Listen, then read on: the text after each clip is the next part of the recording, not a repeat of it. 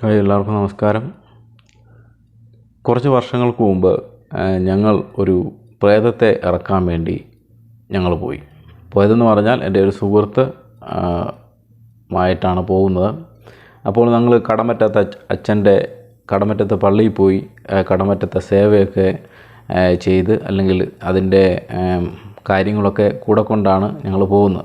കടമറ്റത്തെ അച്ഛനെ വിളിച്ചുകൊണ്ടാണ് ഞങ്ങൾ ഈ പ്രേതത്തെ ഒഴിപ്പിക്കാൻ വേണ്ടി പോകുന്നത്. പ്രേതമെന്ന് പറഞ്ഞാൽ ഞങ്ങൾക്ക് ആ വീടിനെക്കുറിച്ച് ഒരുപാട് രൂപരേഖകൾ, ഒരുപാട് കാര്യങ്ങളൊക്കെ ഒത്തിരി പേര് ഞങ്ങളോട് പറഞ്ഞു. ആ വീടെന്ന് പറഞ്ഞാൽ വളരെ പൈതൃകപരമായ 10-25-30 വർഷം പഴക്കമുള്ളൊരു വീടാണ്. ആ വീട്ടിൽ ഗൃഹനാഥനുണ്ട്. ആ ഗൃഹനാഥൻ്റെ മൂത്ത മോനാണ് ഈ പ്രേതബാധയുള്ളത്.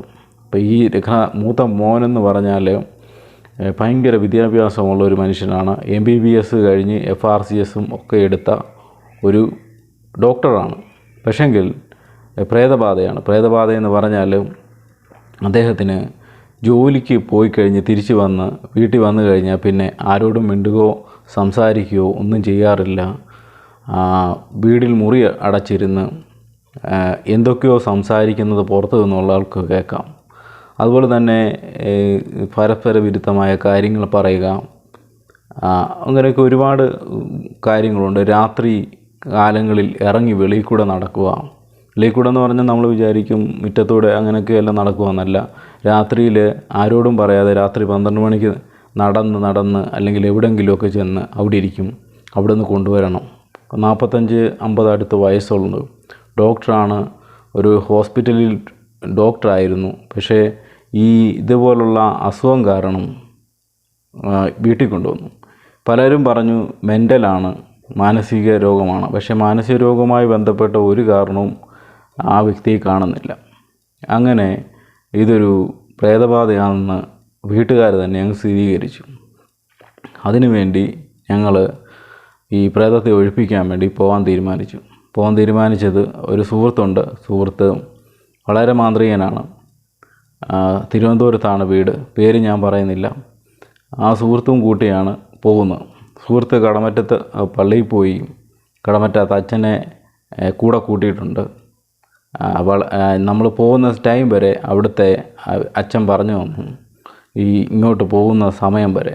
അപ്പം ഞങ്ങളോട് പറഞ്ഞു, നിങ്ങൾ 12 മണിക്ക് മുമ്പ് ആ വീട്ടിൽ ചെല്ലണം എന്ന് പറഞ്ഞു. ഞങ്ങളതനുസരിച്ച് ഇവിടുന്ന് വെളുപ്പിനെ 12 മണിക്കിപ്പുറം ആ വീട്ടിൽ ചെന്ന് വളരെ സന്തോഷകരമായി അവർ ഞങ്ങളെ ആനയിച്ചു. അപ്പോൾ ഞങ്ങളോട് പറഞ്ഞു, അവിടെ ചെന്ന് കഴിഞ്ഞാൽ കഴിക്കാനൊക്കെ വിളിക്കുമ്പോൾ നിങ്ങൾ സമയം തെറ്റി എന്തെങ്കിലും പറഞ്ഞു കഴിഞ്ഞാൽ നിങ്ങൾ ശ്രദ്ധിച്ചോണം, അവർ ഒരു ബാധയുള്ള ആളായിരിക്കും നിങ്ങളോട് സംസാരിക്കുന്നതെന്ന് പറഞ്ഞു. അപ്പോൾ ഞങ്ങൾ അതുപോലെ തന്നെ ചെന്നു. അവിടുത്തെ അച്ഛൻ ഞങ്ങളെ സ്വീകരിച്ചു. അച്ഛൻ എന്ന് പറഞ്ഞാൽ കുടുംബനാഥൻ. ഞങ്ങൾ സ്വീകരിച്ചു. അവിടെ ചെന്നു സംസാരിച്ചു ഒക്കെ കഴിഞ്ഞ് കഴിഞ്ഞപ്പം അവിടുത്തെ വീടിനെക്കുറിച്ചുള്ള അന്തരീക്ഷം മനസ്സിലായി. വീടിൻ്റെ ചുറ്റും തെക്ക് വശത്തായിട്ട് ഒരു പ്ലാവ് നിൽക്കുന്നുണ്ട്. ഇപ്പുറത്ത് വടക്ക് വശത്തൊരു ആഞ്ഞിലി നിൽപ്പുണ്ട്. അപ്പോൾ ഈ 2 അടയാളങ്ങൾ അവിടുന്ന് അച്ഛൻ പറഞ്ഞു വിട്ടാണ്. അപ്പം ഇതിൻ്റെ 2 നടുക്കുള്ള വീടാണ്. അപ്പോൾ ഞങ്ങൾ വളരെ ശ്രദ്ധയോടെ മുറ്റത്തൊക്കെ ഇറങ്ങി ഒന്ന് കണ്ടു കഴിഞ്ഞ് അകത്ത് കയറിയപ്പോൾ ഞങ്ങളോട് പറഞ്ഞിരുന്നു, അവിടെ ചെന്ന് കഴിയുമ്പോൾ അപശകുനമായി സമയം തെറ്റിയുള്ള എന്തെങ്കിലും കാര്യങ്ങൾ പറയുമെന്ന്. അപ്പോൾ അതനുസരിച്ച് ഞങ്ങളവിടെ ഇരുന്നപ്പോൾ അവിടുത്തെ ഒരു ആൾ ഭക്ഷണം ഞങ്ങൾക്ക് 12 മണിയായല്ലോ, ഭക്ഷണം കൊണ്ട് ഞങ്ങൾക്ക് വെച്ചു. അപ്പോൾ ഞങ്ങൾ അവിടെ നിന്ന് പറഞ്ഞായിരുന്നു ഒന്നും കഴിക്കരുതെന്ന് അവിടുന്ന്. അപ്പം 12 മണിയായിട്ട് കഴിക്കും.